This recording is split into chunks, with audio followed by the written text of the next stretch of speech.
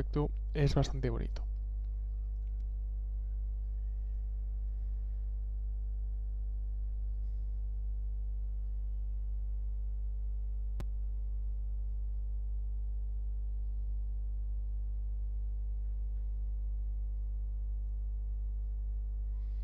Vamos a pasar a continuación, mientras este render se completa, a comentar los parámetros de entorno. Cuando hablamos de entorno, hablamos de todo aquello que rodea a nuestra escena. Vamos a empezar viendo lo que sería el color de fondo. Continuaremos con un tipo un poco especial y muy interesante de iluminación, que es la ambient occlusion, y algún que otro efecto especial de entorno. Vamos a parar este render. Vamos a quitar estas luces. Vamos a devolver un poco la iluminación que teníamos al principio. Voy a crear una caja.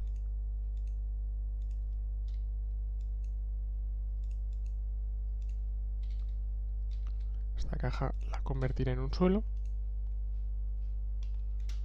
y crearé una luz, una lámpara, como la que tenía al principio.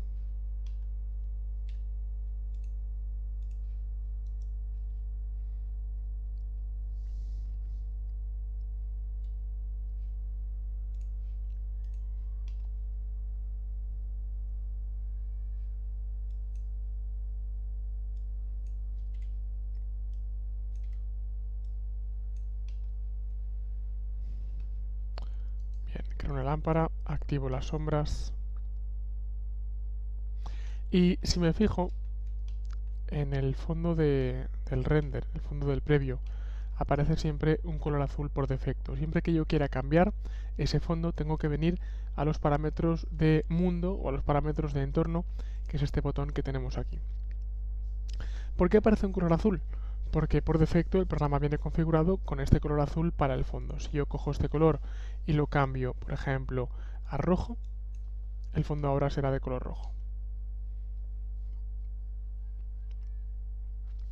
Si yo cojo ese color y lo cambio a blanco, ahora será blanco. Una cosa muy interesante del fondo es que en lugar de un color sólido se puede usar un color blend, un color mezclado. En este caso lo que haría es una mezcla entre el color de frente y el color de fondo. Observaré cómo ahora hace una mezcla de blanco a negro. Es muy interesante porque yo, por ejemplo, puedo hacer una mezcla de blanco en el horizonte a azul oscuro en el cielo para simular un horizonte en Blender de una manera bastante interesante.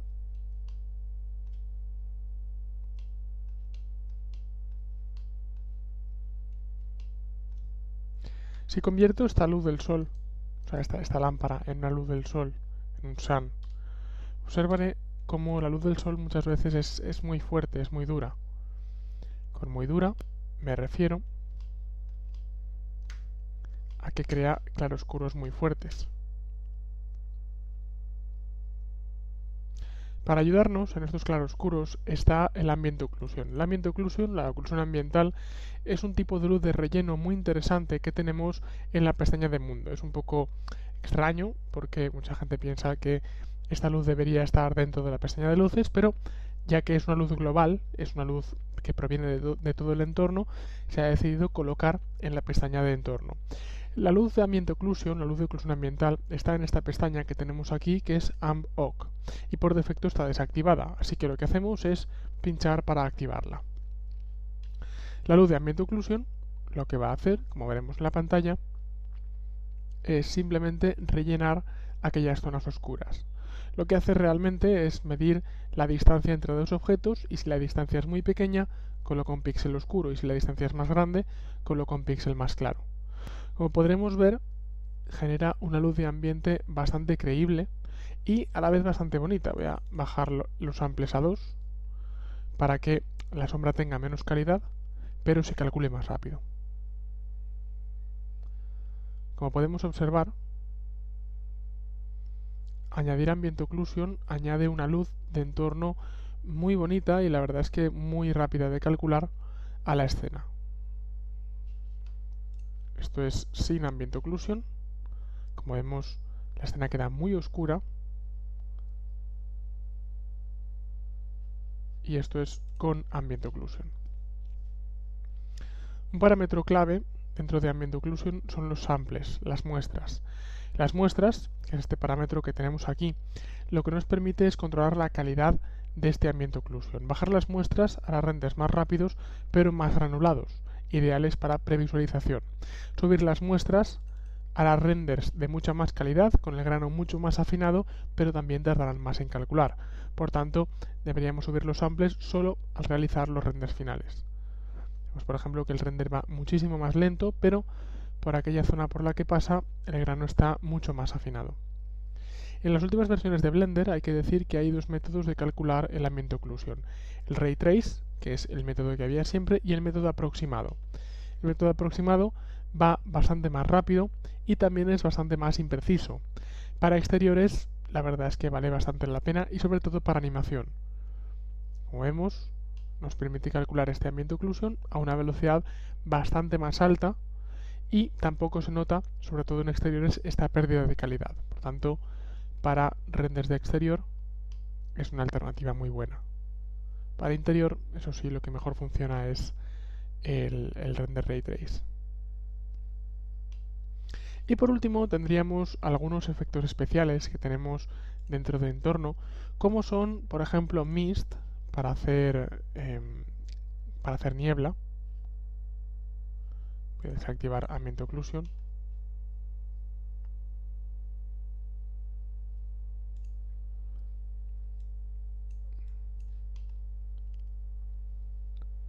Aquí vamos a empezar en 1.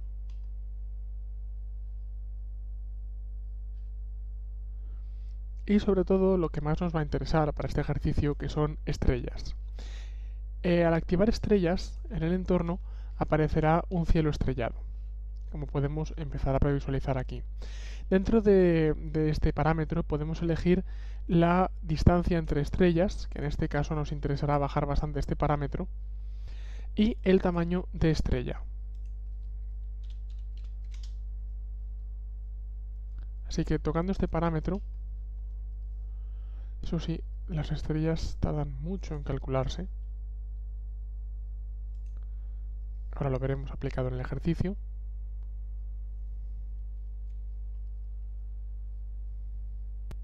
Vale, estas estrellas son las que ahora luego nos permitirán colocar un cielo estrellado en nuestra escena.